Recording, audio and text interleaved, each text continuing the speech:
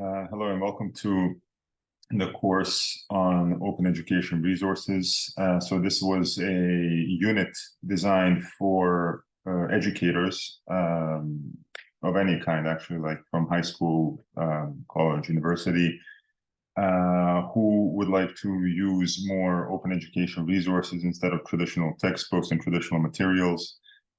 So it's just a short course for those instructors, those educators who would like to know more about OERs, what they are, how to use them, and so on. So if we start the course, first there is a little bit of an introduction to it. Just basically this little subheading is a overview of the course to let the educators know what to expect in the next few topics. So first we'll be talking about the introduction to OERs. Then topic 2 is finding, using, and evaluating OERs. Topic 3 is creating and incorporating OERs, and then we follow it all with an assessment, basically just getting a little bit of knowledge, or testing the knowledge learned from these 3 topics.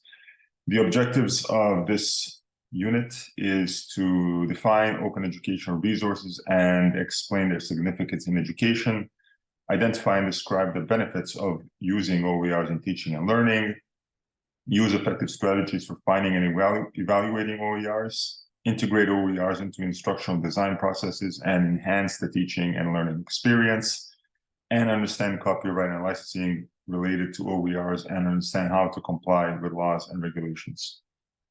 And these are just the resources that we'll be referring to throughout the unit. Okay, so continuing on to topic 1, introduction to OERs. So here we have a brief description of what OERs are.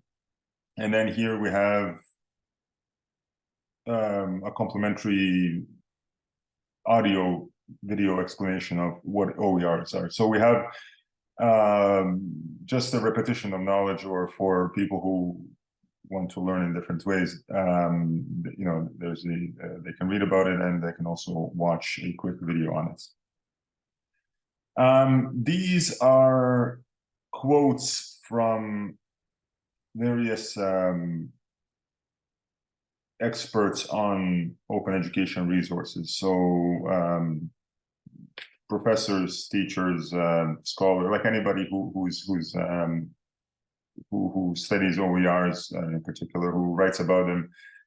So I put a few of these quotes throughout the entire unit just to break up the subheadings a little bit and to offer the students a little bit more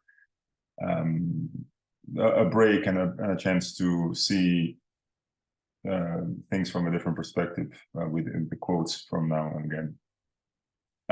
So here is, again, this is a bit of a repetition on the definition of OERs, but except this time it's done in much more depth. So by clicking here, the educators can go to a open resource. This is like a proper document where OERs are explained in detail. And here is a little bit of a video TED Talk by David Wiley. He's an expert on OERs. So again, just a little bit of more in-depth explanation of OERs, what they are, and how to use them. Then we have a brief interactive distinction between open education and open source. So this was a little bit of a point of contention because people might confuse the two, open education and open source. So here's just a little bit of a background information to clarify that. Then we get into the actual examples of OER. So what they look like, in the real world. And the first example we have is just a short video where the person who made this particular video used different open sources in order to create a new document, a new material, basically for their class on blasting caps.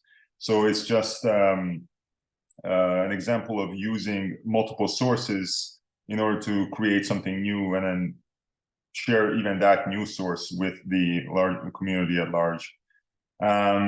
So yeah, as an example, that's again an audio visual example, and then here we have a couple more examples in more of an academic setting, more like a academic form. So again, the educators, the people who take this course, they can kind of get a sense of the variety of the uses of open education resources. And then we finish off this topic one with a explanation of who uses OER, so how they're used, where they're used, and so on. And finally, we have just a bit of a quiz at the end about a few of the things that we learned in this particular unit. There are only four questions. I'm just blindly selecting them, so yeah, that's it for Unit 1. If we continue to Unit 2, Topic 2 rather, this is about finding, using, and evaluating OER. So now we're getting more into the hands-on application of OERs and how educators can use them in their classrooms. So first, we explain where we can get OERs, like where we can find them. And we have two examples of OER repositories, so OER Commons and OASIS. So that's basically the more of the academic side of finding open resources. Like these are the big libraries where educators can go and they can find unlicensed or free material to use in their courses. And here we have a bit more of a comprehensive and categorized example of some of the resources that we can use. So again, it's interactive. Here we have the repositories, the textbook resources, courses, multimedia, supplemental material, and like a miscellaneous list where educators can find a bit of everything. Again, one of the quotes to break up the subheadings a little bit. And then we get into the benefits of using OER, so just a little bit of an explanation. And we get to the how to use OER. So this is now an explanation in more detail how to use OERs. And we get to the first task of our unit here, which is just to follow the steps below and to search for applicable material for the course that the educator would be interested in. For example, whatever they're teaching, could be in math, English literature, history, science, whatever. So they can follow these steps in order to find material that they could use in their class. It could be, again, textbooks, videos, anything that's an open source under this OER umbrella term. So once that search has been done, and once the educators have kind of gotten a taste of what it takes to search, the second step would be to evaluate these sources. So like because the material that is on these repositories is not always a fitting match to what an educator needs in the classroom. So there has to be sometimes some adjustment, adaptation, and so on. So the next step here is to kind of to evaluate OERs. Are they exactly what the educator is looking for? Are they missing something? Can they be mixed or adapted in some way? And that's where we get to task 2 of this topic, which is to basically take the resource from task 1 and to adjust it to the needs of the teacher's specific class. So like whatever needs to be changed and altered in order to make it fit a bit better. Okay, so if we continue, we get to topic 3, which is creating and incorporating OERs. So now we are getting into not just finding and using, but actually creating courses and creating material by the educators themselves. So something they could, something they can create for their class, either by combining certain materials that already exist and putting their own new material in these repositories, so other educators can use them around the world. So we get the last step here is creating and incorporating, which means that it's the people, the educators' duty now or to create their own. So we have here just some again, it's a bit of an interactive scroll through of the types of types of material that's available. So you can see you can get readings on different topics, assignments on different topics, lessons. So it's a wide range of materials that can be used in the classroom that can be found on the repositories, sorry. So yeah, just a bit of an explanation here, and then we get into another interactive exercise here where we assess the advantages and disadvantages of OERs, just to kind of put a little bit of perspective on the shortfalls of OER. So it's not all perfect and rosy. There are some things that OERs don't offer. So yeah, we can go through a few of these.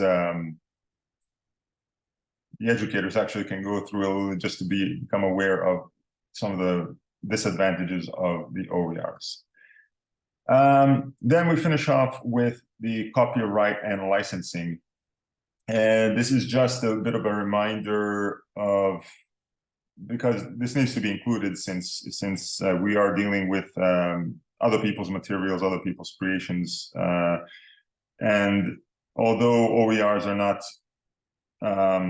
licensed like textbooks would be licensed or anything of that nature, there are still things that we need to consider when we are using other people's work. So there might be some copyright and licensing issues that we need to take into account. And again, a little bit of a video explanation regarding those copyright and licensing issues. Okay, a little bit of a quote again. And then we finish off with the creation of OER. So now we are, at this point in the unit, we are in the last stages of, so we will learn about how to, what they are, where to find them, how to use them, and now finally, how to create a resource for a specific class. So this is task 3, so continuation of the same material that we used in task 1 and 2.